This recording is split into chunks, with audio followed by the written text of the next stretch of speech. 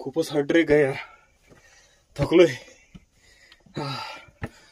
जवळजवळ 2 मंथचा ट्रेकच नाही केला आणि वॉर्मअप मध्ये काहीच नाही. आता आम्ही आलेलो आहेत गडाच्या टॉपला. तुम्ही दरवाजा बघू शकता, महादरवाजा. पोहोचलोय. आता टायमिंग झालेला आहे 7:40.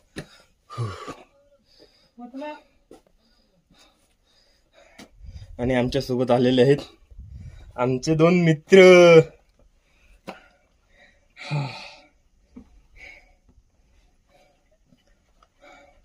हा मित्र ना, याच्या पाठीमागचा मित्र.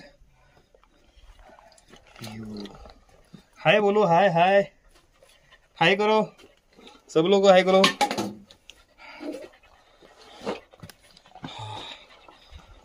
नजारा